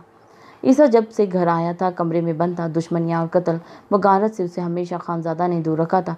ये उसका बिल्कुल पहला तजुर्बा था और वो इतना करीबी हादसा कि वो ज़हनी तौर पर हिल गया। आप जाओ गुड़िया, जाकर बात करो, इनका जहन भटाओ। पता है ना आज क्या हुआ इनके साथ? परेशान है, खाना तक नहीं खाया। जीनत ने हर हुर्बा नाकाम जाते देख पुरवा से कहा। हवेली वालों की जिद पर वो हवेली जाने को भी तैयार नहीं हुआ था और ऐसा सिर्फ पुरवा की वजह से किया था उसने। पुरवा को भी इससे हमदर्दी महसूस हुई।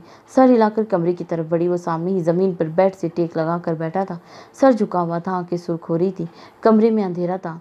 पुरवा ने संभल कर कदम उठाते हुए इससे कुछ फासले पर पहुंचकर कालीन पर बैठते हुए से देखा। फिक्र हो रही थी मगर डर भी लग रहा था। कितनी ही देर गुजर गई वो बोलने की हिम्मत ना कर पाई। ईसा ने इसकी मौजूदगी की महसूस करते हुए सर उठाकर उसे देखा। नील को रोशनी में शफाफ नरम तासिरा सजाए वो अपनी अजलीला परवाहुलिये में सामने बैठी थी। ईसा जी, आप ठीक है? इसे नरमी से पूछा। ईसा के जलते दिमाग में नरम फुवार की तरह वो अल्फाज पहुंचे थे। बेजान होते सर जिस्म में जान सी पड़ गई थी। सबको हक देती हूँ, मैं भी परेशान हूँ। आज मुझे हक नहीं दोगी? ईसा ने कफ़ी जताई। इसकी आवाज़ बहुत धीमी पड़ रही थी। इसकी फरमाइश पर पूर्वा लब काटती हिचकिचाहट में मुब्तला हुई। ईसा ने इसकी दोनों कलाई थाम कर अपनी करीब करते हुए इसके बाजू अपनी गर्दन के गिर्द फैला के उसके गिर्द अपने बाजू बांध लिए। आंखें मूंदे सुकून से इसकी गर्दन में चेहरा छुपा गया। सांस जैसे अब खुलाई कर आई थी। दिन के वक्त जब से वो हादसा हुआ था किसी सहारे के बगैर वो अकेला बैठा परेशान हो रहा था। अब कहीं जाकर शाम ढले मनपसंद कंधा मसीर आया था। पूर्वा जो सबको आगे बढ़कर हक देती थी आज उसके गले लगने पर अजीब घबराहट में मुब्तला थी। उसे शर्म आ रही थी। वह सब बिल्कुल पहली बार महसूस हो रहा था। क्या आप डर गए हैं आज? पूर्वा ने इसका हिसार महसूस किया तो हिचकिचा कर पूछा। शायद डर गया था। मौत से कौन नहीं डरता पूर्वा, अगर मैं ना निकला होता गाड़ी से तो जानती हो ना, आज मैं ना होता। ईसा धीमे लहजे में बोलता, इसका नाजुक नाजुक सा वजूद अपनी बाहों में महसूस करता उसे मजीद खुद में भीज गया। परेशान चेहरे पर जिंदगी का एहसास बनकर धीमी सी मुस्कान उभर कर मालूम हुई, खौफ जाने लगा। इस मरमरे वजूद पर वो हक रखता था, वो करीब थी, इसके दिल के बड़ी तरतीब धड़कन भी वो महसूस कर रहा था। कितना अच्छा और मीठा सा एहसास था। इसके कंधे पर सर टिकाए सुकून से बैठा रहा। इसके अल्फाज पर पूर्वा साकित हुई। मरने की बात उसे डराती थी, अब किसी को मरता हुआ देखना इसके बस की बात नहीं थी। दिल की बेतरतीबी से शोर उठा था। अल्लाह न करे ऐसा नहीं कहे, वो बेसाख्ता झरझरी लेकर बोलती। ईसा को मतवजा कर गई। वो सर उठाकर उसके फूले गुलाबी पर नरमी से लब रख गया। एक बार दो बार वो नरमी बहुत एहतियात से छू रहा था। पूर्वा जैसे ख्वाब से जागी थी। दिल की एकदम बदलती कैफियत पर वो घबरा गई। उसे धक्का देकर दूर होती वो कपकपाती हुई पीछे खिसकी, आंखें घबराहट से फैली हुई थी। ईसा ने अपनी बेताबी पर खफत से बालों में हाथ फेर कर उसे देखा। वो बिल्कुल सुर्ख पड़ती परेशान सी उसे देख रही थी। आज उसके करीब होने पर अलग सा एहसास हुआ था। अपनायत और नरमी दिल की धड़कनों में बेतरतीब भी बदल गई थी। आज तो वो घबरा गई थी। आई एम सॉरी, मैंने तुम्हें डरा दिया। वो शर्मिंदा होता नरमी और लगावट से बोला। इस बार इसने कुछ नहीं कहा था, फिर भी नादम हो गया। पूर्वा पर नई हकीकत का इंकशाफ हुआ। वो उठकर भागते हुए कमरे से निकल गई। ईसा ने मुक्का बनाकर ज़मीन पर मारा। इसे टॉर्चर करके जब प्यार जताएगा तो वो प्यार को भी टॉर्चर ही समझेगी। वो ये सोचकर बददिल हुआ। अब अपनी गलती का समझ आ रही थी। इसे नरमी से अपने करीब करना चाहिए था, अपनी जुनून खेजी से सहमा कर रख दिया था। वो समझ नहीं पाया पूर्वा इसकी मंजिल पर हम कदम होने पर तय परेशान हो गई है। मोहब्बत दो तरफा हो रही थी और जब एकदम दिल करवट बदले तो यही होता है। पर फंसू माहौल में कुछ वक्त पहले जो जज्बात उसके अंदर उमड़ रहे थे, भाप बनकर बैठ गए। पूर्वा का नरम लम्स और खुशबू भरा सार उसके इर्द गिर्द सुकून बनकर फैल गया। वो बेख्तियार मुस्कुराया। आयरा अच्छी थी, साथ ही रही, वक्त गुजारा, मगर उसके लिए ऐसा कभी फील नहीं हुआ था। इसे अपने माहौल के मुताबिक ढलना चाहा, मगर वो नहीं मानी तो उसके हाल पर छोड़ दिया। मगर पूर्वा को वो ना टोक पा रहा था, ना उसे उसके हाल पर छोड़ पा रहा था। वो गुस्सा कर जाता, मगर अंदर से उसकी हर रोज़ पहले से ज़्यादा मोहब्बत में मुब्तला हो गया था। तुम्हारे जादुई गले लगने का शुक्रिया मेरी बिल्ली, मैं अब बेहतर महसूस कर रहा हूँ। तुम मोहब्बत हो। शिद्दत व जज्बात पुर मैसेज पूर्वा को भेजकर उठा और बिस्तर पर लेट गया। खुद पर कंबल फैलाते हुए सोने की कोशिश करने लगा। इसका मैसेज पढ़ती पूर्वा तकिए में मुंह छुपा गई।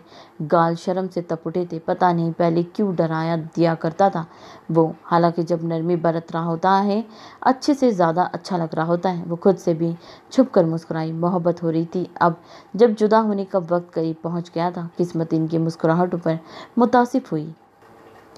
पूर्वा उकताई हुई सी ईसा के कमरे में छानबीन कर रही थी। मोबाइल घर भूल गया था। फिर जाने किसके नंबर से उसे कॉल करके हुक्म दे दिया, मेरा मोबाइल उठाकर अपने पास रखो। मूसा और हदीर लाला की कॉल आए तो बता देना मोबाइल भूल गया हूँ, वरना वो कॉल ना उठाने पर परेशान होंगे। अब वो जाने कब से इसके कमरे की तलाशी ले रही थी। मोबाइल मिलकर ही नहीं दे रहा था। अपने नंबर से कॉल भी करी, मगर शायद मोबाइल साइलेंट पर था। सना बेगम जो कुछ वक्त पहले ही वहां पहुंची थी, जीनत को लंच रेडी करने का कहकर कमरे की तरफ बढ़ी। इरादा था कुछ रेस्ट करे, कुछ सफ़र की थकान थी, कुछ ईसा की परेशानी में। रात भर सो नहीं पाई। कमरे में दाखिल हुई तो सामने खड़ी पूर्वा को देख के ठिठकी। कंधों से कतरे नीचे तक शहद रंग बालों वाली गुलाबी सी गुड़िया ट्राउजर शर्ट पर ईसा की हुडी पहने लापरवाही से दराजे छान रही थी। ये कौन हो? और ये तो ईसा का रूम है ना? इनका सर घूम रहा था। इसे गौर से देखा तो याद आया वो परिहान की बहन थी, मगर यहाँ क्यों थी?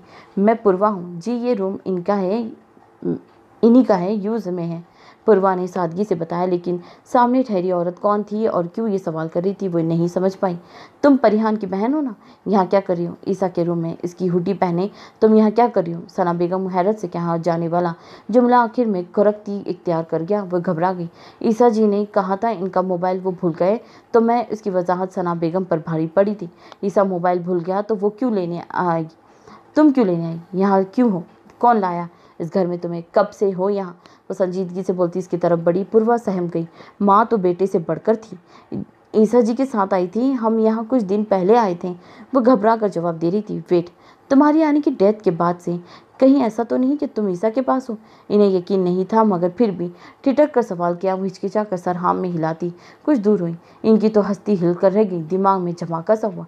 ईसा जो पिंक बिल्ली का जिक्र किया था, वो कहीं वो अपने खच्चे पर सर झटका। कौन कौन जानता है तुम ईसा के पास हो? किसने भेजा है इसके पास? किस हक से रहो इसके पास? कड़वे तेवर से उसे घूरती तफ्तीशी अंदाज में पूछने लगी। हदीर भाई छोड़ गए थे इनके पास। इन्हें पता है कि वो बोल रही थी जब सना बेगम का दिल धड़ा। खानज़ादा, ये होता कौन है मेरे बेटों पर अपने फैसले थोपने वाला? पहले मूसा को अपनी बहन थमा दिया और अब ईसा को अपनी बीवी की बहन के लिए फंसा रहा है।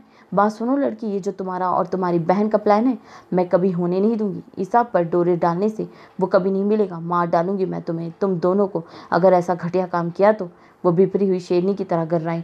पूर्वा डर कर पीछे हुई। अभी तो निकाह का नहीं बताया था और ये हाल था। वो चुप साध गई। निहायत नीच खानदान है तुम लोगों का तो। माँ बाप मर गए और खाला ने इन कामों पर लगा दिया। इसकी अपनी भी बरसों पहले से हवेली पर नजर थी। खान अरबाज का कत्ल ना हुआ होता। वैसे क्या खूब खेला है। वो बीबी शादी टूटने की कहानी सुनाकर हवेली में घुस गई और तुम यहाँ मेरे बेटे के पीछे लगी हो। वह सर्द लहजे में जितने सख्त अल्फाज थे बोलती चली गई। पूर्वा की आंखें फटी की फटी रह गई। नहीं आनी, ऐसी नहीं थी। अपिया ऐसी नहीं है। आप गलत बोल रही हैं आंटी। पूर्वा ने कपकपाते लबों से इनकी गलत फहमी दूर करनी चाहिए। Shut up. सब जानती हो कितने अच्छे लोग हो। तुम्हारी बहन हवेली में मलका बनकर बैठ घूमती है। हवेली का वारिस इसके कदमों में है, फिर तुम्हें क्यों यहाँ फेंक रखा है? दूसरी बहन बाहर के मुल्क बैठी है। तुम लावारिस हो क्या जो यहाँ बैठी हो? इनके असाब चटक रहे थे। बस नहीं चल रहा था सामने खड़ी लड़की को जिंदा गाड़ दे। तिरछी नजरों से उसे देखा। कमसीन और हसीन वो परिहान से कई ज्यादा खूबसूरत थी। दूधिया रंगत में गुलाबिया झलक रही थी। चमकती शहद रंग आंखें शफाफ कांच की तरह चमक रही थी। अगर परिहान जैसी लड़की खानजादा को अपना दीवाना बना सकती है तो सामने खड़ी वो हसीन सूरत तो दुनिया भुला देने लगेगी। मैं जा रही थी, मैं अपनी आपी के पास। ईसा जी ने मेरी टिकट फाड़ दी थी, उन्होंने नहीं जाने दिया। पूर्वा ने भराई हुई आंखों से सामने खड़ी औरत को देखा जो इस वक्त दुनिया की जालिम तरीन औरत लग रही थी। इसकी बात पर सना बेगम का तनफ्फुस बिगड़ा। बेटा हाथ से जाता हुआ नजर आ रहा था। एक बहू तो जबरदस्ती सर पर डाल दी गई थी, मगर ईसा पर अपने सब अरमान पूरे करने थे इन्हें। जा रही थी तो ईसा को बताना जरूरी नहीं था। सब चालाकियां जानती हो, दफा हो जाओ यहाँ से। वो तनफ्फुर से बोली। पूर्वा रुक रुक कर चलते दिल पर हाथ रखे लजरती टांगों को हरकत में लाई और कमरे से निकलने लगी। जब उन्होंने फिर से रोका, अगर जरा सी भी गैरत है ना तो इस कमरे से नहीं, इस घर से चली जाओ। तुम्हारी बहन ने तो जो चाल चली सो चली। इसे तो खुद रुखसत करवा के ले गए थे, इसलिए कबूल कर लिया। मगर तुम ये ख्याल दिल से निकाल दो कि कभी तुम्हारी ईसा से शादी होगी। नहीं, बहनें नहीं रख सकती तो कोई रिश्ता दारिया या किसी जानने वालों के यहाँ चली जाओ और गैरत से इज्जत से जिंदगी गुजारो। शक्ल गुम करो अपनी। वो नखुद से बोलकर सर झटक गई। पूर्वा ने इनकी बात पर आंसू रोके। कमरे से निकलते हुए से शदीद एहसास जहाँ हुआ कि अब इसका वाकई कोई ठिकाना नहीं है। वो किसी बॉल की तरह यहाँ से वहाँ हो रही थी। खामोशी से अपने कमरे में जाकर दरवाज़ा बंद कर गई। ईसा यूनी से आया तो जीनत ने सना बेगम के आने की खबर दी। वो सीढ़ियाँ फलंगता रूम में पहुंचा।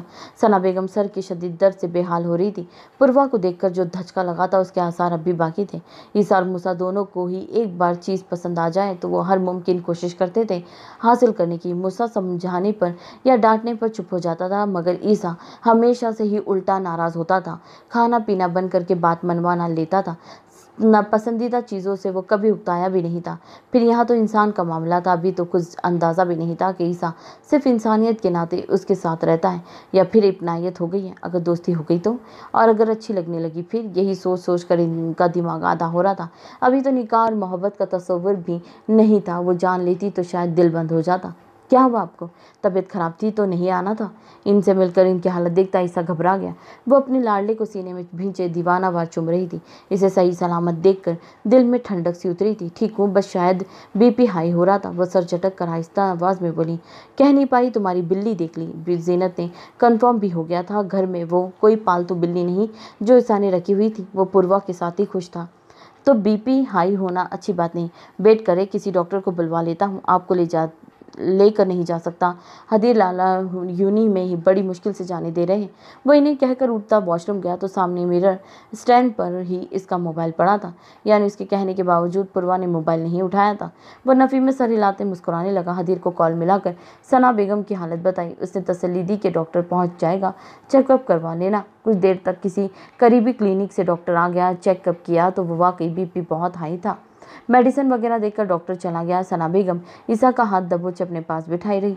मेडिसिन और कुछ नहीं जहनी दबाव बदलने की वजह से तबीयत संभल गई। इनके सोने पर ईसा उठकर दबे पाँव निकला। पूर्वा मोरे से मिली तो नहीं ना? कहाँ है वो? इसने जीना से सवाल किया।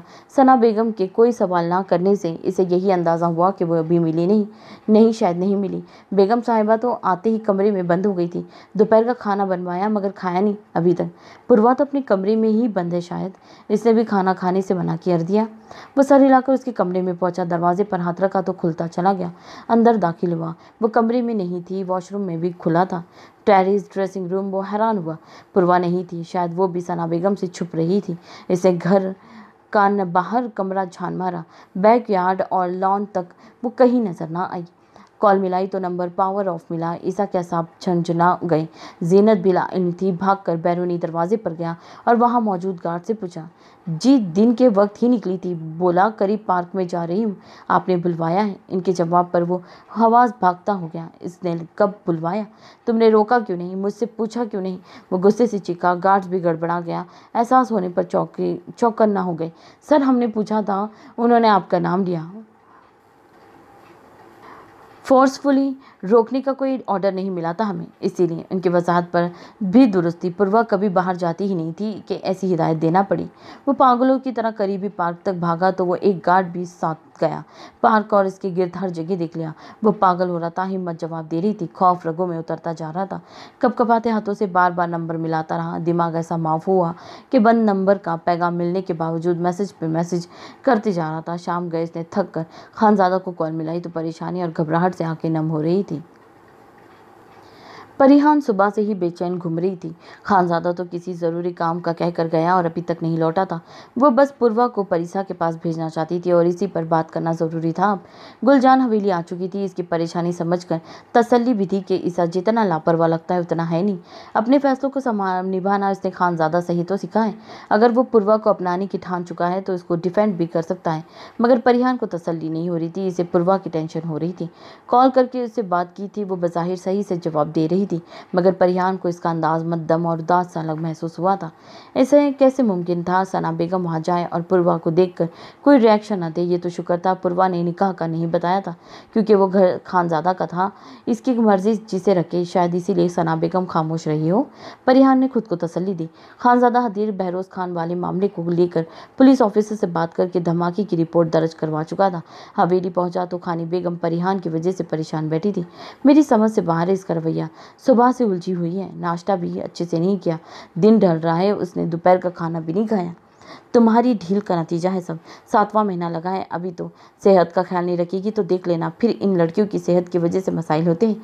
मैं तो थक गई हूँ इस लड़की को समझा समझा कर। कभी चटकारे ख़त्म ही नहीं होते और कभी बैठे बैठे मुंह पर 12 बजाकर कमरे में बंद हो जाती है। वो परिहान से उगता ही लग रही थी। यावर की बीवी सारा दिन कुछ ना कुछ खाती पीती रहती थी। दूध फ्रूट इसके पास मौजूद ही रहता था। देखने में अभी से ही परिहान की निस्बत वो ज़्यादा सेहतमंद लगने लगी थी। बिना कहे इसकी एहतियात और खुराक के ख्याल रखने को खानी बेगम रश्क से देखती थी। परिहान को समझा समझा कर चाहे दुनिया इधर की उधर हो जाए, वो 2 दिन बाद नया कारनामा सर अंजाम देती थी। मैं समझाऊंगा मोरे, आप फिक्र नहीं करें। वो नरमी से बोला तो वो सर झटक कर गफी से चली गई। थकन ज़दा साहब पर परिहान की बेतवज्जी का सुनकर मजीद बोझल हो गए। कमरे में पहुंचा तो परेशानी से परिहान सामने बैठी थी। आप आ गए, मुझे ज़रूरी बात करनी है। उसे देखते ही वो बोली तो एक खामोश नज़र उस पर डालकर वो सोफे पे बैठ गया। इशारा था कि वो क्या बात है करे। हदीर, मैं चाहती हूँ बस पूर्वा को परिसा के पास भेज दें। निकाह हो गया, रिश्ता है रहे। मगर कुछ अरसा वो इसके पास बैठकर मुतफिक लहजे में बोल रही थी। ठीक है, वो दलफ्ज़ कहकर सर सोफे की पुष्ट पर रख गया। परिहान ने हैरत से उसे देखा। वो इतना बददिली से तो बात नहीं करता था। कोई परेशानी हदीर? वो कुछ हुआ है क्या? परिहान उसका हाथ थाम कर पूछा तो वैसे देखने लगा। एक परेशानी नहीं है परिहान, 100 मसाइल हैं जिनमें उलझा हुआ हूँ। अजीब जंग सी छिड़ी रहती है मेरे इर्द गिर्द। ऐसे हालात में तुम मेरी टेंशन बढ़ाने में कोई कसर नहीं छोड़ती। गफी जताते हुए उसने हाथ छुड़वा लिया। मगर हदीर, मैंने तो पूर्वा। वो अगला गई। उसे इतनी बात पर वो आखिर इतना खफा क्यों रहा है? जानता हूँ, मैं जानता हूँ पूर्वा तुम्हारी बहन है। जिम्मेदारी है, तुम्हें इसकी फिक्र है, और ये बच्चा किसका है? परिहान, क्या ये तुम्हारी जिम्मेदारी नहीं? तुमने अभी तक खाना क्यों नहीं खाया? बचपना छोड़ो दो परिहान, तुम अब माँ बनने वाली हो। वह सख्त लहजे में था, फिर भी जब से बोल रहा था। इसे समझ लिया, नरमी परिहान को वाकई बिगाड़ चुकी थी। हदीर, मैं लंच नहीं किया था, मगर मोरी गुल ने फ्रूट दिया था, वो खा चुकी हूँ। आपको अंदाज़ा नहीं मैं कितनी फिक्रमंद हूँ। पूर्वा को अगर सना चच्ची ने कुछ कह कर डर जाएगी, वो अकेली है। हदीर, परिहान ने नाराज़गी से मुँह फुलाकर उसे देखा। वो अकेली नहीं है, ईसा है उसके पास। तुम खुदारा, अब ये परेशानियों का टोकरा एक तरफ रख दो। मैं थक गया हूँ समझा कर तुम्हें। मेरी बात इग्नोर क्यों कर रही हो? पूर्वा की फिक्र है, और हमारे बच्चे का ख्याल कौन रखेगा? क्या उसके लिए अब मुझे सब काम छोड़कर तुम्हारे साथ रहना होगा? परिहान, फ्रूट खा लिया और बस? ये जो दिमाग में उल्टी सीधी बेवजह की फिक्रें पाले रखती हो, इसका क्या? वो परिहान को झिंझोड़ कर बोलता बमुश्किल खुद सख्त लहजे बोलने से खुद को रोक पाया। समझाने के बाद भी इसका पूर्वा की बात दोहराना इसे तपा गया था। हदीर, परिहान ने घबरा कर दोनों कंधों पर रखे उसके हाथ हटाने की कोशिश की। दिल डर गया था उसके गुस्से से। वो परिहान को छोड़कर उठा और ड्रेसिंग रूम का दरवाज़ा धार से बंद कर गया। हर इंसान के सब्र की एक हद होती है, और परिहान अब इसके सब्र की हद ख़त्म करने के दर पे थी। बस पूर्वा को भेज दो। फिर बोल जी परेशानी से वहीं अटकी हुई थी। खाना नहीं खाया, मगर फ्रूट तो खाया था। खानज़ादा के गुस्से से खाइफ होकर वो टेबल पर पड़ी टोकरी से सेब उठाकर बिना धोए खाने बैठ गई। वो चेंज करके बाहर आया तो परिहान को सेब खाता देखकर सर झटका। वो चोर नज़रों से उसे देख रही थी। मैं सच कह रही हूँ, अपना ख्याल रखती हूँ। अब मैं अपनी भूख से ज़्यादा तो नहीं खा सकती। इसके मुसलसल नज़रअंदाज करने पर वो रूहान सी होकर बोली, परिहान प्लीज़, इस वक्त मुझे तुम पर बहुत गुस्सा आ रहा है, तो खामोश बैठी रहो। वह उंगली उठाकर तनबिया करता वहाँ से चला गया। खानी बेगम इससे नाराज़ होती थी, और वो हर बार इसकी तरफदारी करने का सर अंजाम दे चुका था। वह एहतियात छोड़ चुकी थी, और अब चेकअप पर हर बार डॉक्टर की एक ही हिदायत होती थी, खुर्राक का मजीद ख्याल रखें, ऐसा ना हो कॉम्प्लिकेशंस हो जाए। इसके असबाब चटक रहे थे। बाहर के मसाइल से वो लड़ सकता था, मगर परिहान की लापरवाही से बेसुकून कर रही थी। कमरे में बैठी परिहान अध खाया सेब डस्टबिन में फेंकती मुँह बनाती उठकर बेड पर लेट गई। वो मर्दान खाने में जाकर अकेले कमरे में बैठा खुद को परसुकून करने लगा। थकन की वजह से सोफे पर बैठे बैठे ही नींद आ गई। मोबाइल की रिंग पर उसकी आंख खुली तो शाम हो रही थी। सुर्ख होती आंखें रगड़ कर मोबाइल उठाया। हाँ ईसा, सब खैरियत? चच्ची कैसी हैं? नींद से बोझल आवाज़ में उसने पूछा। लाला, पूर्वा नहीं है, वो कहीं नहीं है। ईसा की घबराई हुई नम आवाज़ पर वो झटके से सीधा हुआ। क्या मतलब ईसा, क्या हुआ? सही से बताओ। बौखला कर सवाल किया। आज ही तो सोचा था कि परिहान की जिद पर वो इसे बस परिसा के पास ही भेज देगा। ईसा ने उसे सारी तफसील बता दी। मैंने नहीं जानता क्या बात है, इसने झूठ क्यों बोला और कहाँ गई? मुझे डर है इसे किसी ने कॉल करके मेरा कहाँ होगा। वो जानती थी मेरा मोबाइल घर है, अब इसका नंबर बंद है। वो खौफ की शिद्दत से सिसक उठा। खानज़ादा का दिमाग बंद होने लगा। परिहान परेशान थी, हक पर थी। इसकी बहन खतरे में थी, और इसका निकाह अपने भाई से करवाकर वह मजीद खतरे में धकेल चुका था। इसने आज ही तो कानूनी कार्रवाई की थी हाशिम खान के खिलाफ। इसे लगा था इसने बात संभाल ली है। क्या उन्होंने जवाबी हमला किया है या फिर कोई और? वो तेज़ी से उठकर हवेली में से निकला। इस बार मामला लड़की का था, इज्जत का था, और काम इतना सफाई और खामोशी से हुआ था कि अंदाज़ा करना मुश्किल हो गया करने वाला कौन है। सो नॉवल कैसा लग रहा है कमेंट करके ज़रूर बताइए। लाइक, कमेंट, सब्सक्राइब करना तो बिल्कुल ना भूलिएगा। सो अपना बहुत ख्याल रखिएगा। अल्लाह हाफिज़।